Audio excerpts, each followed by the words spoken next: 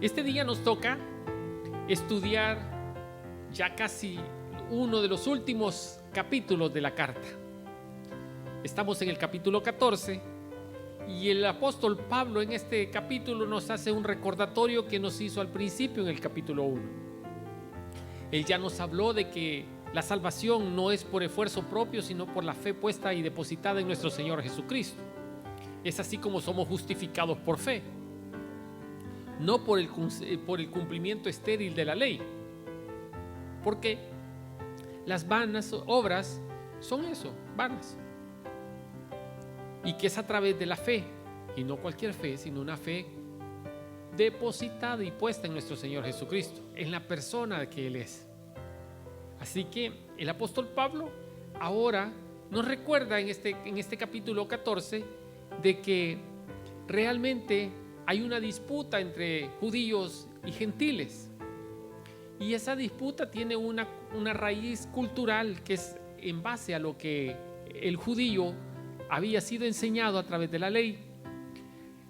Nuestro Señor Dios había dado una serie de animales los cuales podían ser consumidos por ellos, y había dado otra serie de animales los cuales eran considerados inmundos y por tal razón no podían ser ingestados o digeridos o comidos.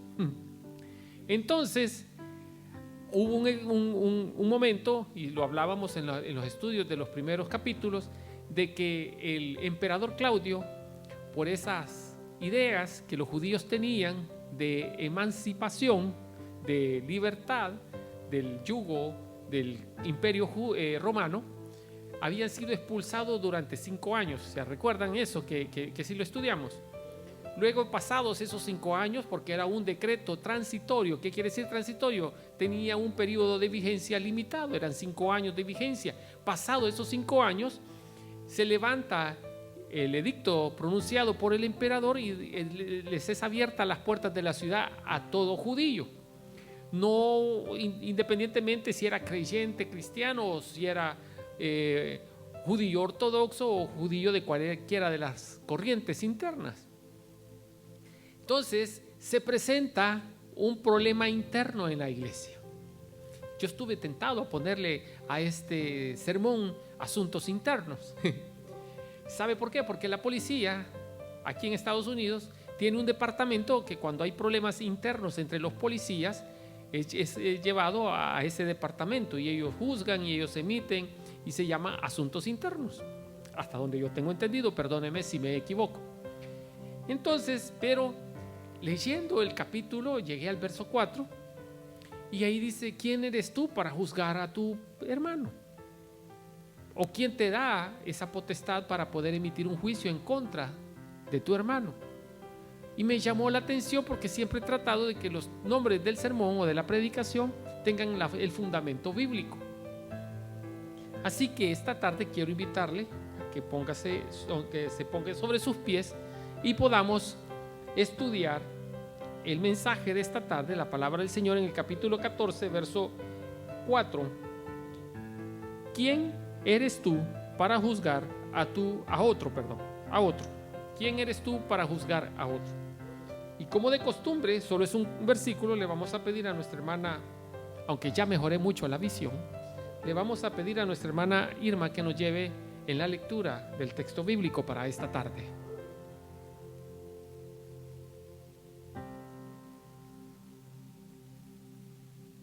Romanos 14, versículo 4, leemos en el nombre del Padre, del Hijo y del Espíritu Santo. ¿Tú quién eres que juzgas al criado ajeno?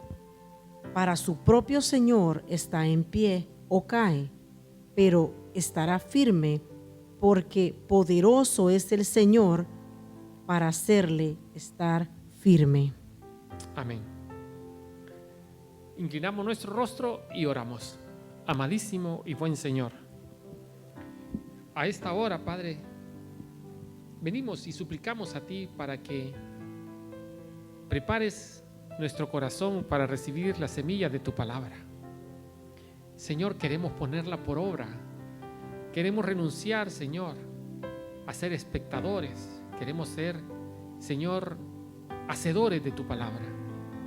Queremos ser activados por tu Espíritu Santo, Señor, a manera que podamos dejar la comodidad de nuestro hogar, dejar la comodidad del asiento que nos ofrece este templo y podamos levantarnos libremente, confiados, Padre, que tú nos estás impulsando a través de tu Santo Espíritu para predicar esas verdades bíblicas, para vivir tu palabra, Señor, y que lejos de hablar del diente al labio, Señor, nuestra vida pueda dar testimonio de esa transformación, de ese perdón de pecados y de esa justificación que hemos recibido de tu parte. Quédate con nosotros y es en el nombre de tu Hijo amado Jesucristo que oramos y en acción de gracias lo hacemos.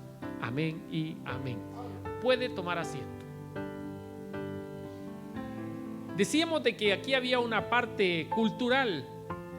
El judío traía por naturaleza y había sido enseñado desde su infancia a respetar y cumplir los preceptos, 613 preceptos plasmados en la ley de Moisés, o lo que usted y yo conocemos a esta altura como la Torá, que encierra los primeros 5 libros de la Biblia.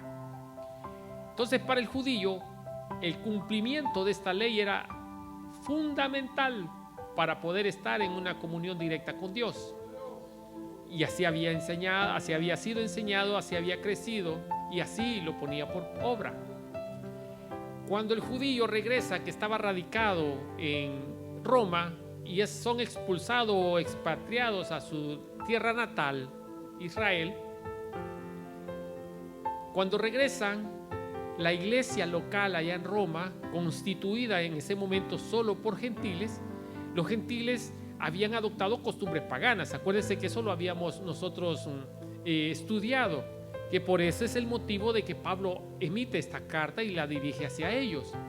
Entonces el judío tenía el temor de que dentro de esas costumbres paganas también los que estaban vendiendo libremente la carne para poder digerirla, para poder consumirla, para poder elaborar los alimentos, ellos se habían hecho abstemios, se habían abstenido de consumir carne y se habían vuelto vegetarianos. ¿Pero por qué razón?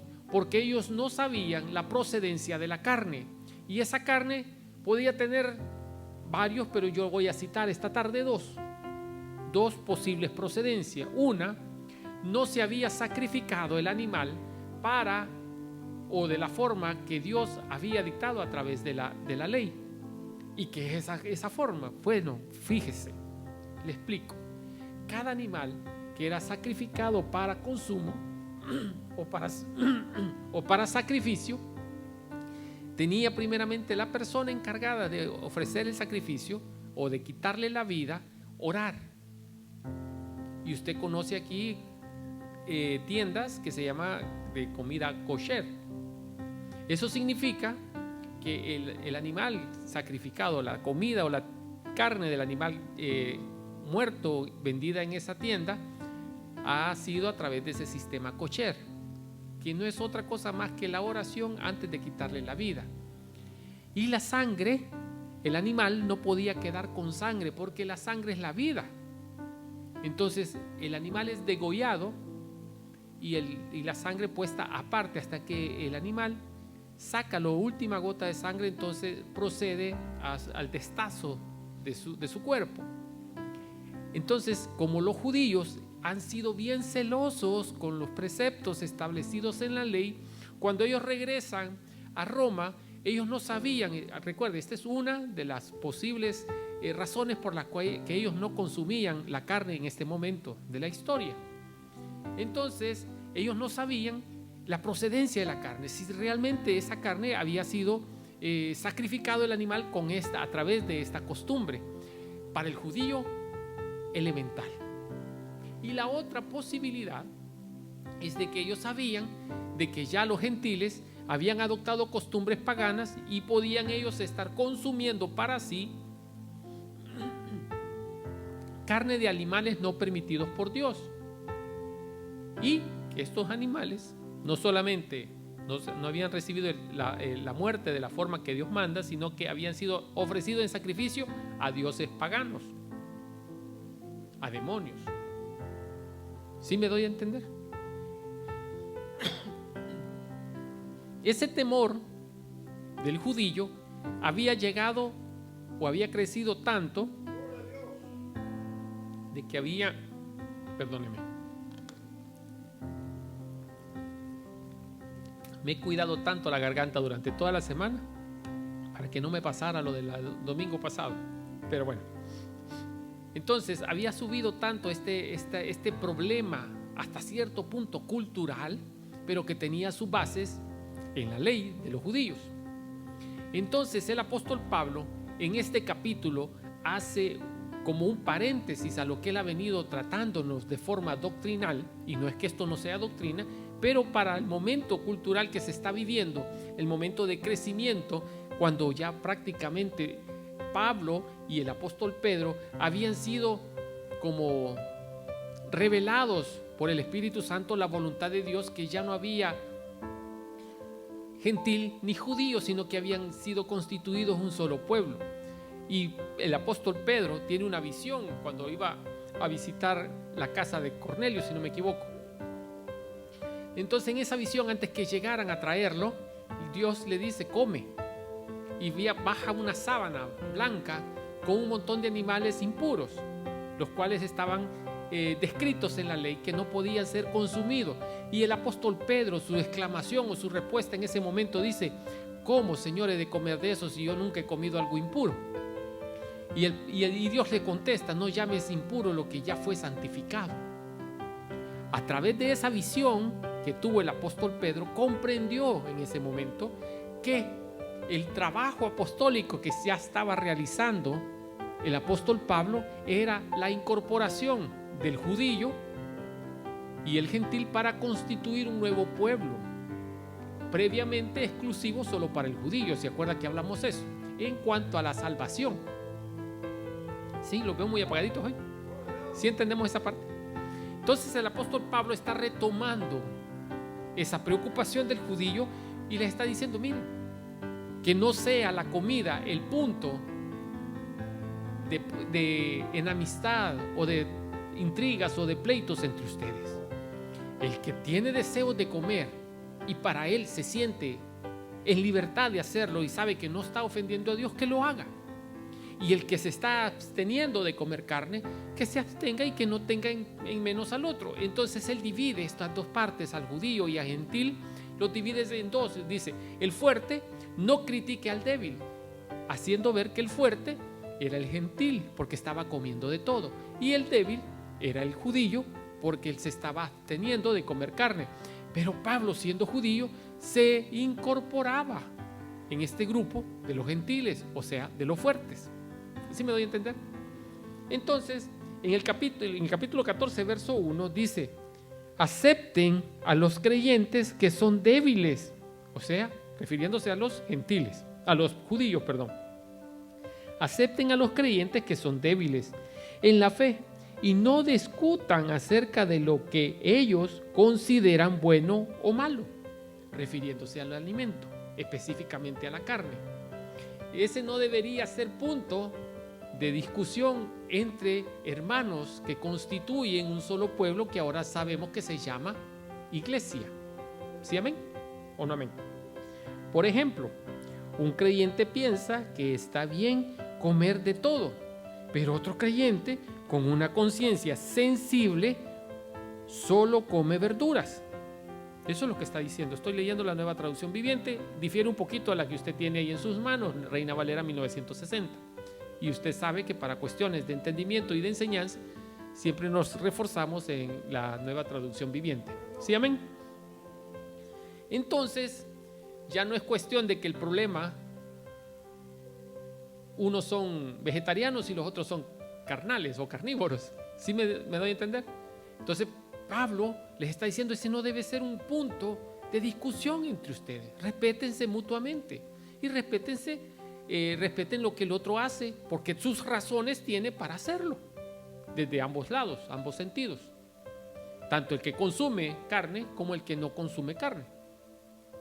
Verso 3: los que se sienten libres para comer de todo no deben menospreciar a los que no sienten la misma libertad para ingerir dichos alimentos. Y los que no comen determinados alimentos no deben juzgar a los que sí los comen, porque a esos hermanos Dios los ha aceptado, refiriéndose a los gentiles que ya Dios había aceptado en este plan de redención. Entonces el judío no podía juzgar a los gentiles por estar comiendo carne, independientemente de la procedencia. Entonces ese ya no iba a ser motivo para que pudieran construir barreras internas en la iglesia, en este caso local, establecida en Roma. ¿Sí me doy a entender? Gracias a Dios todos aquí en este momento del siglo XXI comemos carne. O levánteme a alguien que sea vegetariano. Nadie. Ok. Si hubiese alguien que no ingiere carne, no debemos de por qué verle de manera diferente, porque puede ser por recomendación médica, puede ser que ya no tenga resistencia para digerir la carne, puede ser que su estado de salud no le permita por el exceso de ácido úrico. Entonces hay diversas razones por las cuales una persona se abstenga de ingerir carne. Llegamos a cierta edad cada uno de nosotros donde ya ciertos alimentos no los digerimos de la misma forma que lo acostumbrábamos a hacer cuando estábamos en los años dorados, en los años hermosos de nuestra juventud. Amén. Entonces, puede ser que, voy a poner mi caso, yo he desarrollado a través de los últimos años intolerancia a la lactosa. Eso así es, ¿verdad? Entonces yo consumo leche y quizás, aunque esté al 2%, igual me hace mal a mi estómago. Entonces, ¿qué hago? A mí me fascina el capuchino, el café. Me fascina el café latte. Pero ahora tengo que tomar café expreso. O sea, negro. Entonces, cuando voy a una venta de café tradicional aquí en Estados Unidos, como es el Starbucks, tengo que pedir café expreso. Porque si ya lo pido con crema, con leche, ya me afecta. Entonces, cuando alguien me dice, le pone azúcar, primero no consumo azúcar por la diabetes. Y no consumo leche por lo mismo, porque la intolerancia a la lactosa. Entonces, cuando alguien me ofrece café o vamos de visita y me ofrecen café, ¿cómo quiere su café? No, negro. ¿De verdad no le ponen? No, nada, ni azúcar. Entonces la gente puede decir, saber por qué no toma, y puede sacar sus propias conjeturas, sus propias conclusiones. ¿Por qué le cuento esto? Porque de mismo modo los judíos estaban emitiendo un juicio contra aquellos gentiles que sí estaban consumiendo carne. Los judíos tenían su posición y es válida y es aceptable porque así habían sido educados, así habían sido enseñados con ese respeto literal al 100% de la ley. Entonces ellos no podían poner en duda su relación con Dios a través de la ingesta o la de digerir alimentos que podían de dudosa procedencia, que no sabían si habían sido muertos o sacrificados a dioses ajenos o habían sido muertos no de la forma que la ley les demandaba. Entonces, ¿era válida su postura o no? Claro que era válida, pero no les daba tampoco el derecho de juzgar al gentil que sí estaba disfrutando de todo como usted y como yo. Entonces, y tampoco los gentiles podían darse el lujo de juzgar o criticar a los judíos que no consumían y que se limitaban a consumir verduras y legumbres.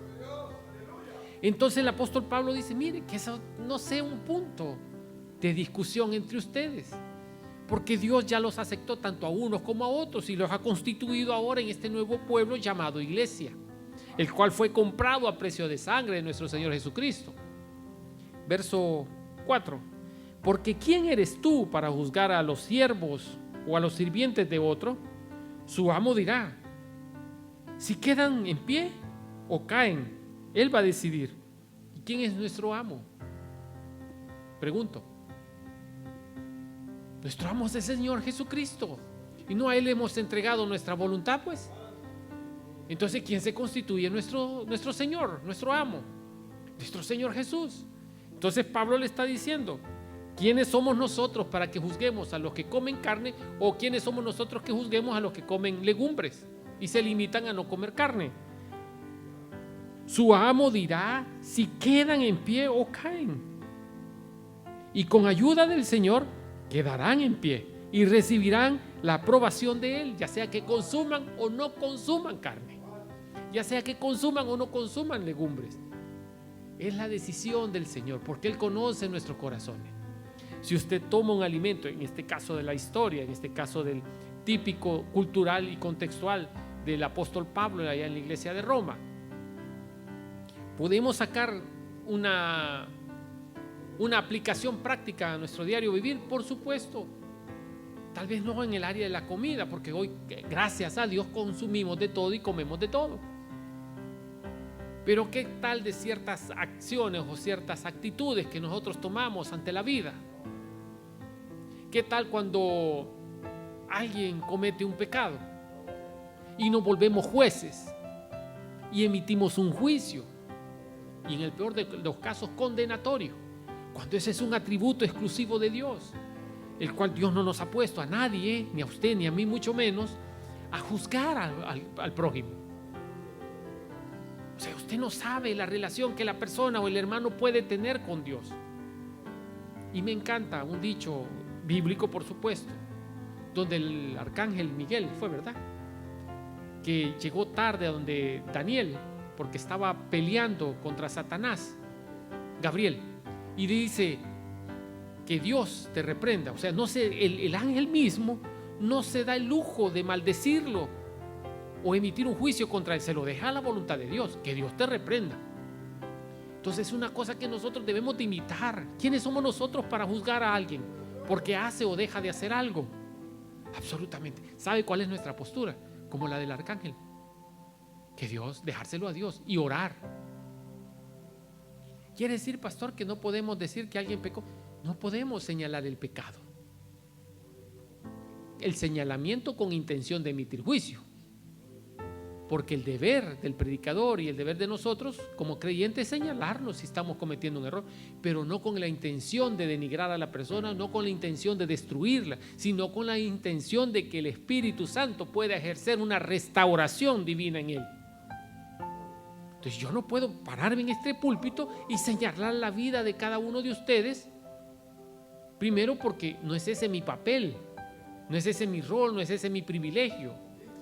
Si yo me doy cuenta de que uno de ustedes está en pecado, mi primer posición es orar para que el Señor le restaure y le brinde la oportunidad de recibir ese perdón.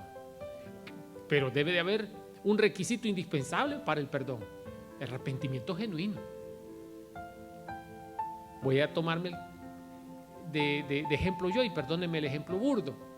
Si yo cometo un error, usted me tiene en alta estima, me tiene en una posición la cual no merezco y no debe de ser, pero se da. Nosotros llegamos a apreciar, llegamos a estimar a los pastores, llegamos a estimar a nuestros predicadores y le damos un lugar, digamos, de preferencia, de alta estima.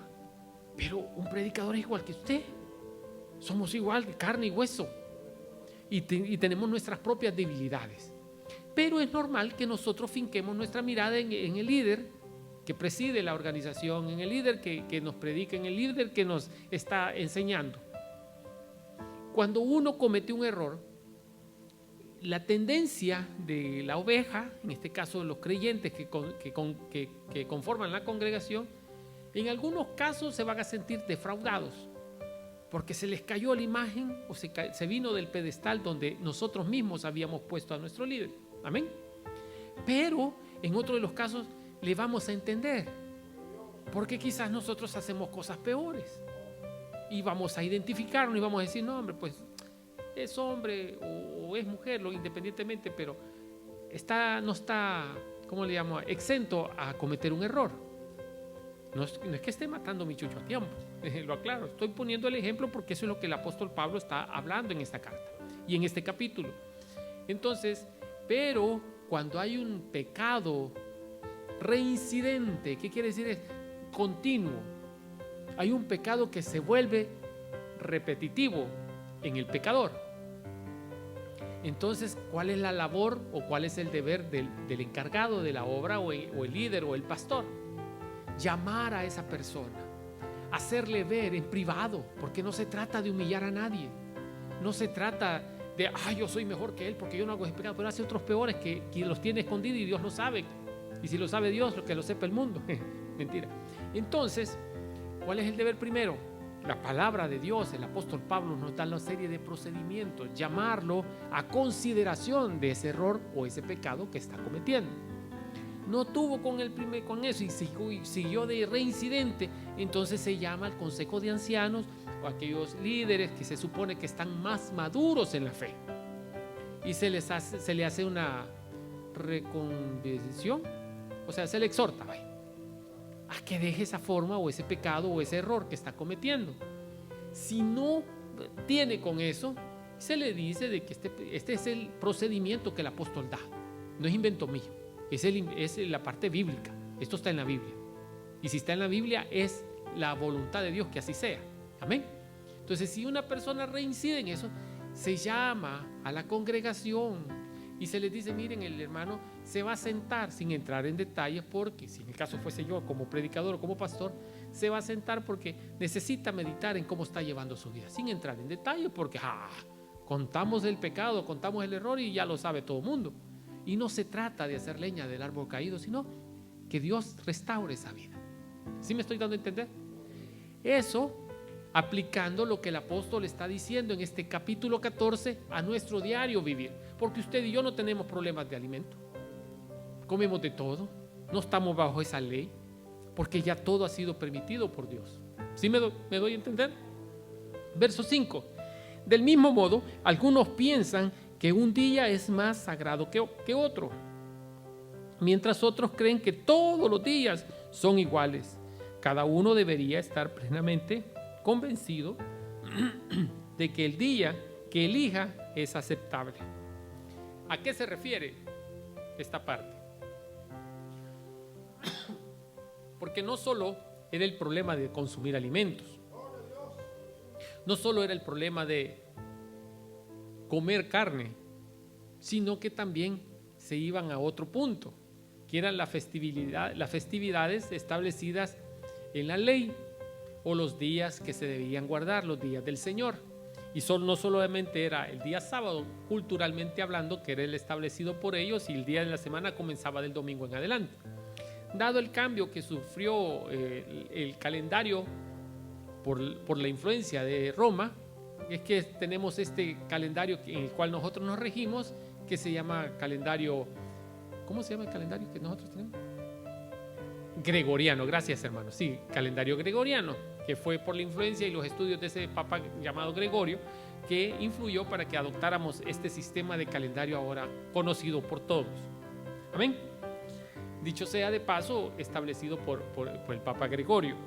Así que en ese momento habían fiestas también que no solo eran de un día, habían 7 fiestas.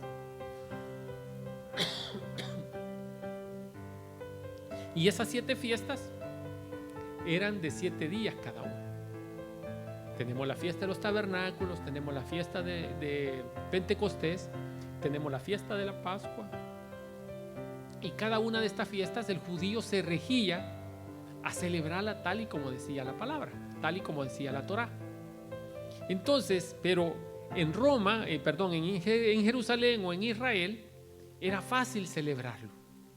Pero cuando se está fuera del país, esas costumbres o esas celebraciones, esas festividades, se volvía un poco difícil de conservar al 100%. Y ellos querían mantener allá en Roma estas festividades, la cual no es que no tuvieran valor, simple y sencillamente que habían cobrado menos valor que el sacrificio de Cristo. ¿Sí me doy a entender? Porque nada está sobre el sacrificio de nuestro Señor Jesucristo. El gozo nuestro no es en las festividades o en los días festivos que nosotros celebramos. Como Estados Unidos tenemos próximamente, creo que es el jueves, tenemos el Día de Veteranos y es un asueto nacional. Pero eso no supera al Día del Señor, que es el domingo, en el cual usted y yo nos llenamos de gozo porque nos congregamos y rendimos culto con un corazón agradecido a Dios. ya sea el día de Acción de Gracias, ya sea el día del veterano, ya sea el día del 4 de julio, que es el día de Independencia, nada supera al día del Señor. ¿Sí me estoy dando a entender? Aunque ahora en la práctica muchos subestimen el día del Señor y no nos congreguemos y no oremos y no leamos la Biblia. Por eso el apóstol hace hincapié, miren, no hay días festivos más ni menos. Si un día alguien quiere celebrar un día, el día que elijan ese, celébrenlo. Eso es lo que les está diciendo. Del mismo modo, si alguno piensa que un día es más grande que otro o más sagrado que otro, mientras que otros creen que todos los días son iguales, cada uno debe de estar plenamente convencido de que el día que elija es aceptable a Dios. Nosotros hemos elegido de forma cultural el día domingo como día del Señor, pero estamos dedicando un día para congregarnos y darle gracias al Señor por una semana laboral o por una semana más de vida. Ese debe ser el espíritu del creyente, no el motivo transitorio de por cuál nos congregamos, o que si es por el aniversario, si es porque es día 4 de julio, porque es día de Acción de Gracias. Qué bueno que nos podamos congregar, pero no perdamos la objetividad, el motivo principal por el cual nos vamos a decidir congregar, que es para rendirle gloria y honra a nuestro Dios. Viene Acción de Gracias y en los anuncios les decía de que tenemos doble razón para celebrar este día maravilloso de Acción de Gracias. Y el único lugar que lo hace es Estados Unidos. Algunos lo han ido adoptando, pero por influencia de las personas que vinieron a Estados Unidos y regresaron quizás a su país de origen y adoptaron esta festividad. Pero qué bueno, porque la razón de ser, el espíritu de la celebración es agradecer a Dios por la provisión de un año más. Luego en el versículo 6, los que adoran al Señor un día en particular lo hacen para honrarlo a Él. Los que comen toda clase de alimentos lo hacen para honrarlo a Él, ya que le den gracias a Dios antes de comer. Y los que se niegan a comer ciertos alimentos también lo quieren agradar al Señor, quieren agradarlo a Él cumpliendo la ley, y le dan gracias a Dios. Ya sea que coman o dejen de comer, todos nos congregamos y le damos gracias a Dios por la provisión de un año más o por la provisión diaria. Ese debe ser el espíritu de darle gracias a Dios. Verso 7, pues no vivimos para nosotros mismos, ni morimos para nosotros mismos. Ya sea, dice, si vivimos es para honrar a Dios. ¿Cuántos dicen amén? Si vivimos para honrar al Señor y si morimos es para darle honra a Él, porque vamos y pasamos de este sueño y despertamos a esa nueva vida llamada eterna. Amén. Yo abrigo en mi corazón esa esperanza de un día despertar de este sueño hermoso que hemos tenido. Yo llevo 52 años soñando y yo anhelo con despertar de este sueño. Quizás para algunos ha sido una pesadilla, pero vamos a despertar todos y vamos a despertar en el Señor. Vamos a despertar frente a Él y le vamos a ver cara a cara. Y esa esperanza yo trato de alimentarla día con día. Y cada vez que tenemos hoy la bendición de estudiar la palabra del Señor, que dicho sea de paso ya terminamos el libro de Génesis, y qué maravilloso ver cómo el Señor creó todo lo que el universo y todo lo que en él existe. Y vimos la vida de Jacob, vimos la vida de Abraham, de Isaac y de los 12 príncipes, y nos quedamos ahora en José y mañana continuamos con el Éxodo. Y estamos viendo, ¿y qué podemos sacar de eso? Mucho, porque Dios siempre cumple su promesa, Dios siempre cumple su palabra, y Dios tiene una relación personal con usted y conmigo, con cada uno de nosotros. Y eso aprendí hoy en la historia, en la lectura de la palabra del libro de Génesis. Yo, el Dios de Isaac, el Dios de Abraham, el Dios de Jacob. ¿Por qué no dijo yo, el Dios de toda tu familia? Porque Él establece una relación personal con cada uno de nosotros. Y el hecho de que la relación que haya tenido Jacob, Dios con Jacob, o Dios con Isaac, no es la misma relación que tuvo con José, no es la misma relación que tuvo con otro de sus hijos, sino que hizo personalizada cada una de ese tipo de relaciones con ellos. Y Abraham fue el de mayor, fue considerado el amigo de Dios. y a través de él recibimos esa bendición y hoy nosotros la estamos experimentando. El padre Abraham no pudo verla, pero creyó por fe que así iba a ser. Aún a los 75 años, no estando ya en la edad viril y su esposa estéril, Dios le prometió un hijo y se lo hizo posible. Se lo hizo realidad. Y le dijo: en ti serán benditas todas las naciones de la tierra. Y te multiplicaré como las arenas del mar y las estrellas del cielo. Y dígame si no se cumplió esa promesa del Señor. Claro, Dios cumple sus promesas. Entonces hay una relación personal con Dios. Aprendamos a desarrollar esa relación personal con Él. El Dios en el que yo he creído, yo tengo una íntima relación con Él. Y esa relación no se compara, aunque sea mi esposa, no se compara con la que mi esposa tiene con Él. Cada quien desarrolla algo peculiar, algo distintivo entre la relación. No es una relación común entre todos. Si no, ponga el ejemplo. Yo no sé de su familia cuántos hermanos fueron o son. Nosotros fuimos 6, somos 6 hermanos. Todos estamos con vida, pero nuestros padres no. Y cada uno de nosotros aprendió a conocer a nuestros padres de forma diferente. Y era nuestro papá, sí, y nos amaba a todos, sí, pero todos desarrollamos diferente tipo de relación con ellos.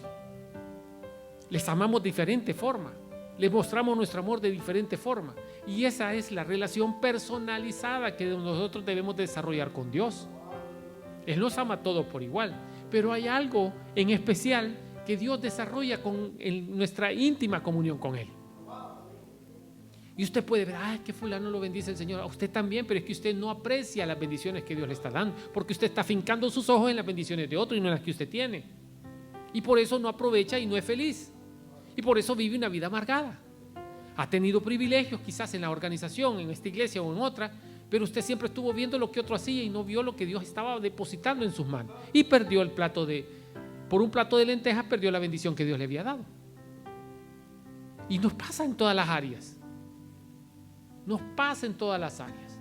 Perdemos la bendición que Dios tiene para nosotros. Y esa es la distinción en la relación que hemos desarrollado con Él, o que deberíamos haber desarrollado con Él.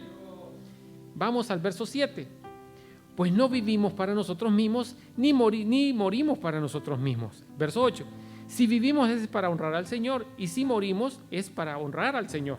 Entonces, tanto si vivimos como si morimos, pertenecemos al Señor. En su versión dice: ya sea que vivamos o que muramos, somos del Señor. Verso 9. Cristo murió y resucitó con este propósito: ser Señor de los vivos y de los muertos. Verso 10. ¿Por qué entonces juzgas a otro creyente? ¿Por qué menosprecias a otro creyente? Nadie es más que nadie. Todos valemos la sangre de Cristo, mi amado hermano. Y porque nosotros no estemos pecando de la forma que otro peca, no nos hace mejor que Él, porque siempre faltamos a la ley de Dios, siempre faltamos al marco moral, siempre faltamos a los preceptos establecidos en la palabra de Dios. Así que el que esté libre de pecado, que lance la primera piedra. Haciendo una alegoría, lo he expresado cuando fue encontrada la mujer adúltera. Nadie tuvo la osadía o la solvencia moral de lanzar esa piedra. Al igual, ahora en pleno siglo XXI, usted y yo no tenemos esa santidad la cual nos pueda hacer libres de lanzar piedras a otro o juzgar a otro. Porque si no estamos pecando en el área moral, estamos pecando en otra área, pero estamos pecando. Porque no hay justo, ni siquiera uno, dice la palabra. Por cuanto todos hemos pecado, de una o de otra forma. Pecado es pecado. Ya sea que se robe un centavo o se robe $1.000.000, es pecado. Robar es pecado. Ya sea que tuvo una infidelidad o tiene otra mujer o tiene 5, no deja de ser adúltero. Pecado es pecado. Estoy yendo quizás un poco a los extremos, pero es cuestión de enseñanza. ¿Sí me doy a entender?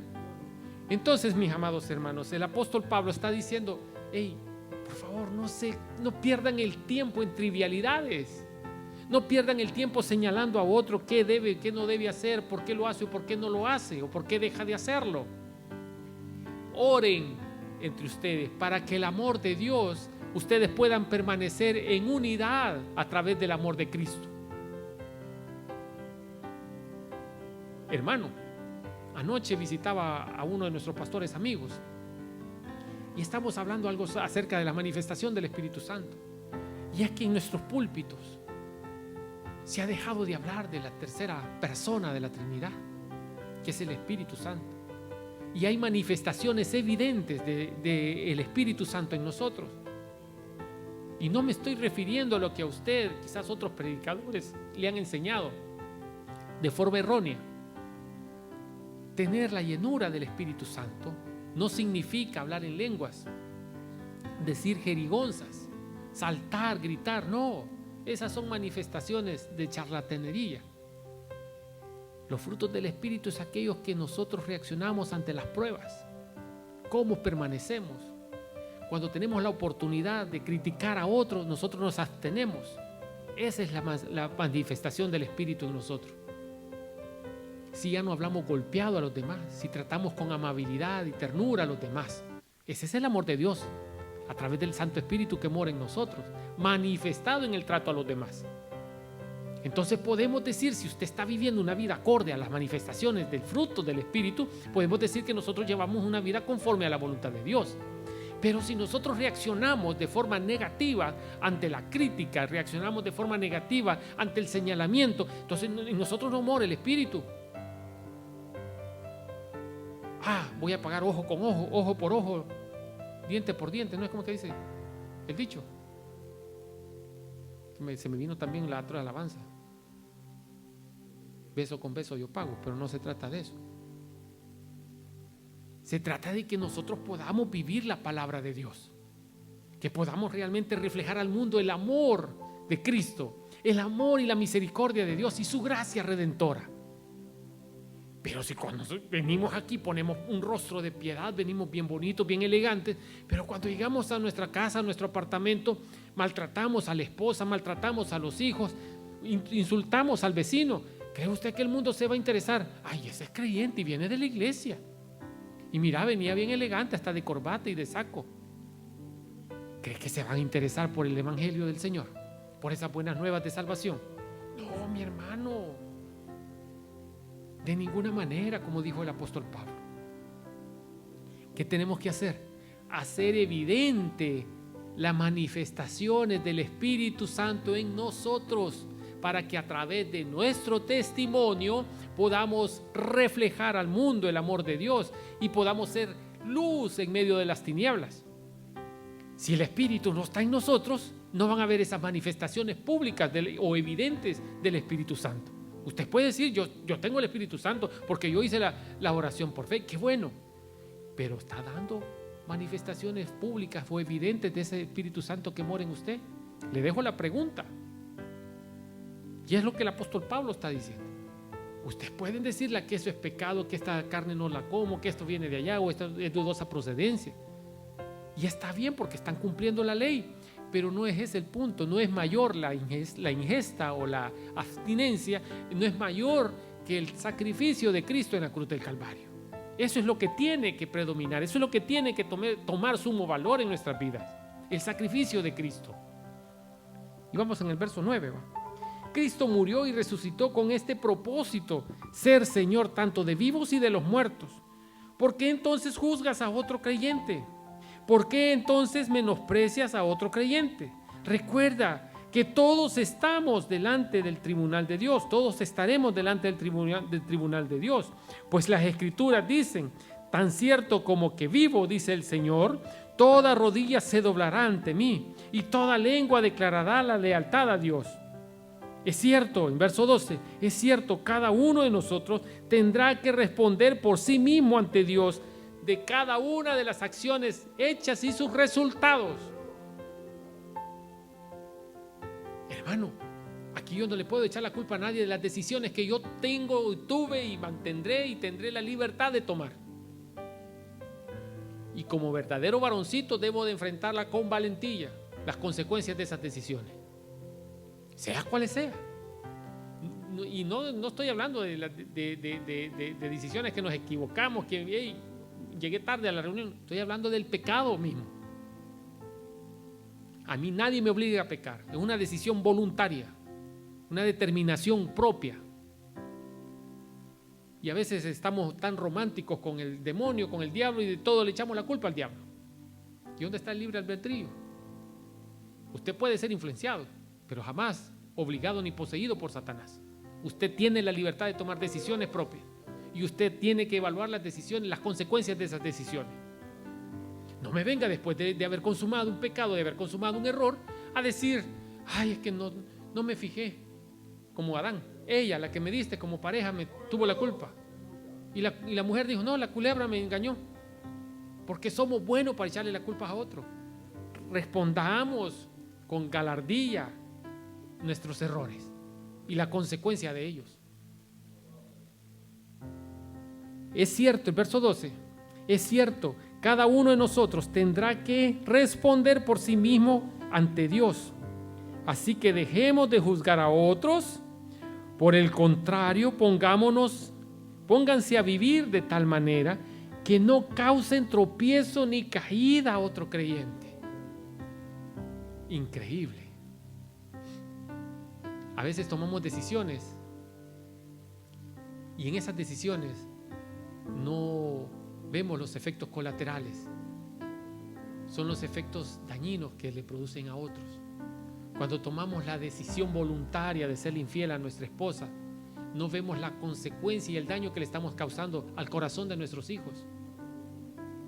Y es un daño irreparable, los marca por el resto de la vida. Claro, Dios es restaurador, Dios convierte todos nuestros errores en bendición, y como lo dice su palabra a través del profeta, del apóstol Pablo, para los que aman al Señor todas las cosas ayudan para bien, pero el diseño original lo estropeamos. Y Dios viene a remendar lo que estaba bien, porque nosotros lo destruimos. Dios tiene el poder para restaurarnos, independientemente del pecado que cometamos. El punto es de que no fuese necesario llegar hasta eso, si nosotros valoráramos antes de tomar decisiones las consecuencias que ello va a traer. Dios es un Dios de oportunidades, de primeras, segundas y terceras, si usted quiere. Pero las oportunidades no toda la vida van a ser igual, o no van a tener el mismo peso que tenía la primera. Dios en su infinito amor, claro, y nuestro arrepentimiento genuino, por supuesto. Pero Dios quiere que no lleguemos a ese punto. El sabio ve el mal y se aparta, dice la palabra, el proverbio. Y nosotros no, vemos el mal y ahí vamos, insistimos. ¿Verdad? ¿Les da risa? Es cierto. Y el apóstol Pablo está diciendo, ¿por qué pierden el tiempo criticándose los unos a los otros? Aprovechen el tiempo para fortalecer y desarrollar esa íntima comunión con nuestro Señor Jesucristo. Si lo que coma, cada quien va a dar cuenta de lo que comió, si lo comió por probar, si era de ídolos y no le pasó nada, o realmente lo probó porque él oró antes y dijo, lo santificó, y a lo que Dios lo santificó no lo llames inmundo. ¡Qué bueno! Ese no es un punto de discusión. El punto de discusión es la toma de decisiones, cuando deliberadamente, conociendo que se ofende al Señor, yo peco, yo ofendo a Dios, o yo le niego la oportunidad de salvación a otro, que a través de mi mal testimonio le cierro la puerta del cielo. Ese es el punto que Pablo está diciendo esta tarde. Nuestras acciones, ¿a dónde están? ¿Para qué uso el teléfono? ¿Para llamar y criticar al predicador o al pastor? ¿Para sembrar cizaña en el corazón de otro? Eso lo va a demandar el Señor. Yo no, yo ni cuenta me doy, pero el Señor me lo dice, me lo hace saber, me lo hace manifiesto. Yo no tengo odio contra nadie. Créame que yo tengo un dicho, yo no tengo memoria para las cosas malas. Esta cabecita, aunque esté grande, créame, internamente es pequeña. Y en esta cabecita no tengo la capacidad de desperdiciar almacenaje en cosas que no me producen edificación. Entonces yo las cosas malas las quito, porque si las guardo las recuerdo, y si las recuerdo llegan al corazón, y si llegan al corazón echan raíces, y esas raíces son de amargura, y las raíces de amargura ponen techo a la bendición. Entonces yo hago un reset, reseteo mi memoria cada cierto tiempo y yo olvido lo malo. Créame, Hay cosas, hay episodios, lo partí de esta semana con mi esposa, hay episodios de mi infancia que yo los he borrado, no recuerdo. Hay episodios de mi vida de juventud que los he borrado también, no los recuerdo. Hay episodios ya de mi vida ya de adulto mayor que yo no los recuerdo. Hay como ciertos lapsos de espacio. Y no es virus, es simplemente que yo voluntariamente he cedido a que eso no me quite el gozo de la salvación, que eso no me quite la alegría de vivir. Pero como no estamos hablando de mí, sino de la palabra del Señor, vamos rápidamente.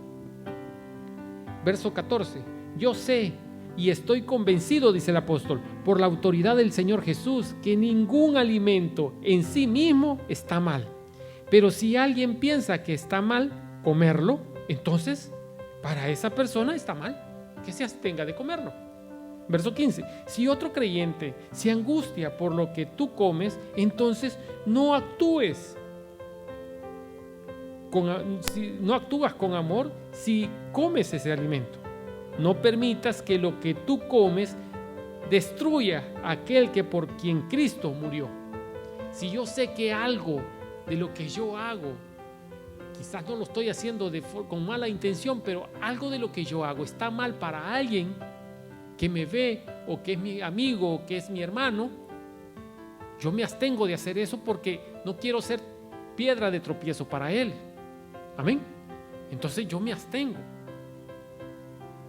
Si culturalmente viviéramos en países árabes, y la costumbre de los países árabes es tener 7 esposas si tiene la capacidad de mantenerlas. El mundo islam así es. Pero imagínense que yo vengo de esa cultura y me convierto al Señor y me hago creyente en Jesucristo, me hago cristiano, pero en mí está la cultura árabe. Y perdóneme si estoy poniendo un mal ejemplo. Entonces vengo y tengo 2 o 3 esposas. ¿Qué va a decir la gente de mí sabiendo que yo soy cristiano? Pregunto. A eso vamos. Y no me puedo escudar en la cultura. El que ha nacido de nuevo debe de dar manifestaciones de ese nuevo nacimiento. Así, si usted hace que otro peque, comente o caiga o deje el camino del Señor por su testimonio, usted no ha nacido de nuevo. Y es lo que el apóstol Pablo está diciendo. Verso 15. Si otro creyente se angustia por lo que tú comes, entonces no actúas con amor. Si lo comes, no permitas que lo que tú comes destruya a alguien por quien Cristo ya murió. Entonces no serás criticado por hacer algo que tú crees que es bueno. Porque dice la palabra también, aquel que sabe hacer lo bueno y no lo hace, le es contado como pecado. Verso 17. Pues el reino de Dios no se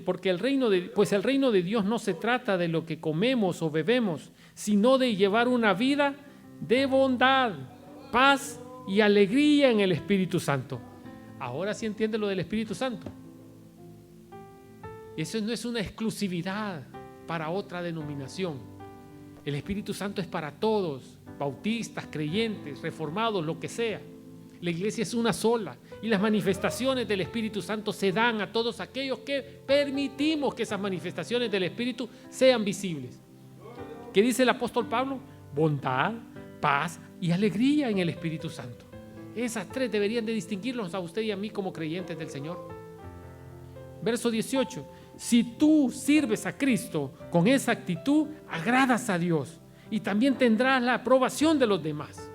Verso 19. Por lo tanto, procuremos que haya armonía en la iglesia y tratemos de edificarnos unos a otros. El púlpito, y lo he dicho repetidamente, el púlpito no es para poner de manifiesto mi forma de pensar, mi opinión personal. El púlpito es para manifestar, enseñar, redarguir y declarar la palabra de Dios. El Espíritu Santo hace la obra a través de la exposición de la palabra de Dios.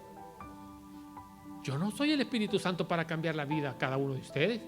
Dios me libre. Mi deber es predicar la palabra de Dios, no venirle a contar cuentos, ni leyendas, ni historias, ni anécdotas personales. Mi deber es predicar verso a verso la palabra y auxiliarme de varias versiones para cuestión y propósitos de enseñanza. Verso 19, por lo tanto, preocupémonos que haya armonía en la iglesia y tratemos de edificarnos unos a otros. No destruyan la obra de Dios a causa de lo que comes. Recuerda que todos los alimentos están permitidos. Lo malo es comer algo que haga tropezar a otro. Verso 21, es mejor no comer o abstenerse de carne y beber vino, ni hacer alguna otra cosa que pudiera causar que otro creyente tropiece. Si usted tiene la costumbre de tomar, que no debería de hacerlo porque es cristiano, es creyente y es nacido de nuevo, no haga que otro, por su testimonio, caiga de la obra. No lleve a otro. Si usted toma, vaya a tomar usted solo, pero no se lleve a otro de encuentro, porque entonces va a tener doble demanda. ¿Sí me doy a entender? Ok. Verso 22, ya casi terminamos. Tal vez crees que no hay nada malo en lo que haces, pero manténlo entre tú y Dios. Óigame, no invite a otro. Benditos son los que no se sienten culpables por hacer algo que han decidido y que es correcto. Pero si tienes dudas acerca si debes o no debes comer algo en particular, entonces es pecado comerlo, pues no eres fiel a tus convicciones si haces algo que crees que está mal y pecas.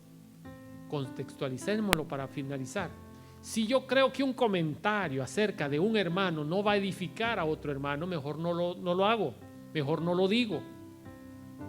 Si yo sé que hablarle por teléfono a un hermano para malinformar al líder, para malinformar al pastor, para malinformar al predicador, para malinformar a otro creyente, y yo estoy consciente de que eso le va a causar alguna duda o va a caer en el camino espiritual, en su edificación, y no le va a edificar, si al contrario lo va a destruir, debo de abstenerme, aunque me pique el dedo por marcar el teléfono.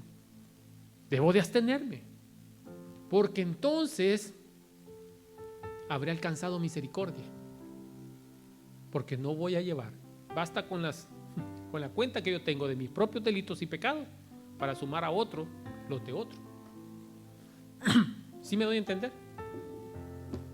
Ok, amados hermanos, llegamos hasta ahí. El que tenga oídos para oír, que oiga y entienda. El Señor está cerca. Le damos un fuerte aplauso al Señor y vamos a orar. Amadísimo Padre y Rey Celestial, a esta hora, Señor, en que hemos sido edificados a través de la exposición de tu palabra, te suplicamos que tu Espíritu Santo pueda hacer la obra interna en cada uno de nosotros y lograr esa manifestación o esa transformación, Señor, de cambio, de que realmente hemos nacido de nuevo, Señor, y puedan ser manifiestas públicamente, que tu Espíritu Santo mora en nosotros, podamos dar frutos dignos de arrepentimiento, Señor, podamos influenciar a esta sociedad a través de nuestro testimonio, nuestro buen testimonio, y podamos ser instrumentos tuyos, Señor, para poder tener un avivamiento, Señor, en esta sociedad tan consumida, Señor, en el materialismo, en la decadencia, Señor, en la falta de moral. Te pedimos, Padre, que nos llenes de tu Espíritu Santo. Queremos, Señor, estar a la altura de la expectativa que genera ser hijos tuyos, ser llamados creyentes. Provoca en nosotros, Señor, ese deseo insaciable de conocerte, ese deseo desmedido, Señor, por tener una íntima comunión contigo, por conocer más de tu carácter a través de la lectura de tu palabra. Quizás, Padre, cuando pusiste en el corazón nuestro, Padre, el deseo de predicar este capítulo, lo hiciste con la intención de hacernos un llamado de atención, de captar, Señor, nuestra atención para poder ser un análisis retrospectivo de cómo estamos conduciendo y llevando nuestra vida. Gracias, Señor, por esta oportunidad que nos das. Hemos sido avisados, Padre, de que quizás en alguna área de nuestra vida no está conforme a tu voluntad. Ayúdanos a cambiarlos. Ayúdanos a tener el valor de cambiar aquello que podemos cambiar. De aceptar, Señor, aquello que no podemos cambiar. Esta tarde, Señor, hacemos una renovación de ese pacto que un día hicimos contigo. Rendimos nuestro corazón a tu señorío. Señor, mengua cada uno de nosotros para que tú puedas crecer en nosotros. En el nombre de tu Hijo amado Jesucristo te lo rogamos en acción de gracias. Amén y amén. Mi amado hermano, quizás usted es primera vez que está en sintonía de este programa, es una de muchas veces, pero queríamos hacerle una atenta invitación a formar parte de la familia de Dios, a hacer viva esta palabra que esta tarde, gracias al Espíritu Santo, hemos podido compartir con cada uno de ustedes. Si usted cree en su corazón que Jesús es el Hijo de Dios, que murió por nuestros pecados y que resucitó al tercer día, a usted solo le queda confesarlo con su boca, hacer una manifestación pública de lo que usted cree en su corazón. Porque es necesario, dice la carta del apóstol Pablo en su capítulo 9, versos 9 y 10, que es necesario que lo que creemos en nuestro corazón sea manifestado públicamente a través de nuestra boca. Allí donde usted se encuentra, quizás en la intimidad de su hogar o quizás está laborando, le invito a que haga esta pequeña pero poderosa oración. Cierre sus ojos, incline su rostro y repita después de mí. Señor Jesús, yo te recibo hoy como mi único y suficiente Salvador. Reconozco que, Señor, que soy pecador, que he fallado, que he faltado, Señor, a tus preceptos, a tus mandamientos. Perdóname, transfórmame, séllame con tu Espíritu Santo, que sea Él el encargado de realizar esa obra transformadora y regeneradora en mi ser, desde adentro hacia afuera. Gracias doy al Padre por enviar a su Hijo a morir en mi lugar, y que esta tarde mi nombre sea inscrito en el libro de la vida del Cordero, para que cuando yo muera o tú vengas por mí, vaya directamente a tu presencia. En Cristo Jesús mi Salvador. Amén y amén. Si usted hizo esa oración, déjenos una manita levantada ahí en el chat en vivo para orar con usted y por usted. Somos Casa de Oración Silmar, Taber Silmar, y le damos la más cordial de la bienvenida a la familia de Cristo. Hoy por hoy nos estamos congregando de forma virtual de lunes a viernes en un programa llamado Remendando el Alma, donde hacemos tiempo para orar e interceder en oración por cada una de nuestras necesidades y estudiar la palabra del Señor de forma audible a través de la aplicación, la audiobiblia dramatizada. El día domingo nos congregamos un día como hoy a las 2 de la tarde, tiempo de California, en un servicio congregacional. Si el Señor pone el